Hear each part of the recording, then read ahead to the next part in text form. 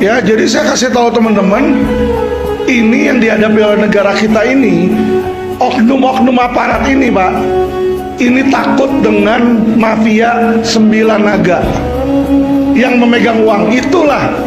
Jadi kalau dibilang Kapolri, ya saya nggak menyalahkan Kapolri. Kenapa? Kapolri itu kekuatannya terbatas. Saya kasih tahu beliau ada kasus Sinarmas, ya kan, bukti lengkap. Sampai sekarang nggak berani jadi tersangka, Pak. Yang lain dia selalu bilang, mana kalau dia nggak benar kasih tahu saya. Ini saya kasih tahu, diem dia. Kenapa? Ternyata ibu kota negara yang baru nanti yang bangun dari Sinarmas. Jadi tahukah teman-teman saudara-saudara tangkal masalahnya? Jadi gini loh, jangan orang misalnya, aduh saya sakit kepala, wah berarti kepala saya ada masalah nih. Enggak, kita deteksi penyebabnya apa. Apa jadi penyakit masalah kepala ini dari jantung? Bisa aja dari kaki kita ada kena tusuk infeksi sehingga kepalanya sakit, ya kan? Jadi kita tuh harus mengidentifikasi apakah masalah ini benar-benar Sambo. Kalau masalah ini benar-benar hanya di Ferdy Sambo, harusnya dengan Ferdy Sambo ditahan, selesai dong. Ini tidak. 303 itu akan selalu ada, dan mau kita ngadain pertemuan 10 kali 100 kali nanti akan ada Ferdy Sambo yang baru di situ. Kenapa? Karena biang keroknya ini, ya, si bandar judi online ini tidak ada satupun yang ditahan. Bandar loh, saya bicara bandar. Kalau operator, orang yang jalanin website banyak yang ditangkap. Bandarnya nggak ada, Pak, udah kabur dulu semua ke luar negeri. Di Singapura, kemarin saya di sana, di Singapura, yang saya disebut dibilang kabur itu enggak. Saya diundang oleh Jerry, ya, Jerry Hermalo ngundang saya untuk bicara. Dia minta saya stop bicara. Ya saya kasih tahu teman-teman di situ. Jadi teman-teman tuh harus tahu masalah kita di mana, baru kita bisa ada solusi. Kalau kita nggak tahu penyakitnya di mana, kita bicara nanti percuma, melebar. Jadi misalnya kita salahin Pak Kapolri, ya, lah masalahnya bukan cuma di Pak Kapolri. Apakah menurut teman-teman kejaksaan tidak tahu adanya sarang-sarang judi online? Pasti tahu.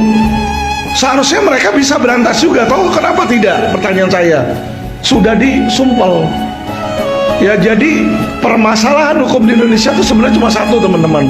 Bukan undang-undang, bukan DPR, tetapi banyaknya oknum aparat, oknum. Ya saya sebut oknum. Nanti kalau saya bilang Polri marah, seluruh Polri lapor saya. Kalau saya bilang hakim, nanti seluruh hakim lapor. Padahal kita udah bilang perintah berubah nanti. Kalau kita memiliki pemimpin negara yang benar-benar ingin memberantas korupsi, ini baru siap terjadi. Karena pemimpin yang ada sekarang itu seolah-olah ada KPK, tapi KPK dimandulkan. Itu yang saya lihat. Kenapa? Karena yang diisi semua pejabat Polri, sehingga mereka tumpul terhadap Polri. Di situ nggak mungkin dong jeruk makan jeruk. Situ. Jadi kalau memang nanti kita mendapatkan pemimpin yang memang mau mengatasi, gampang kok. Contoh ya, contoh. Kalau saya jadi ketua KPK, saya lakukan pembuktian terbalik masalah BBM subsidi. Nggak perlu subsidi, kita kasih gratis BBM. Caranya gampang. Gimana?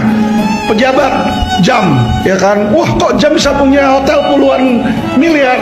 Tangkap dulu di situ. Suruh dia buktikan dengan gaji dia gimana bisa menghasilkan di situ. Nggak bisa buktiin, penjara, TPPU. Selesai kok.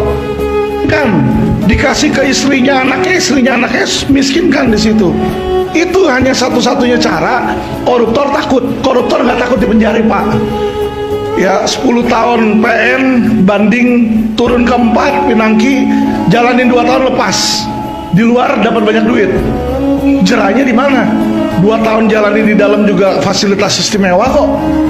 Di situ nggak ada yang takut sama penjara, Pak. Ya korup, cari aparat yang bisa tajam, KPK yang bisa tajam. Ya tangkap dulu, pembuktian terbalik kalau ada yang melebihi di situ. Simple loh. Jadi kita bisa lihat, mau dia sudah tidak menjabat kek, ambil, sita-sitain asetnya semua, balikin untuk negara. Saya yakin kita semua yang di sini di dalam ruangan ini dan yang di luar pasti akan sejahtera. Indonesia kekayaannya tuh banyak, Pak.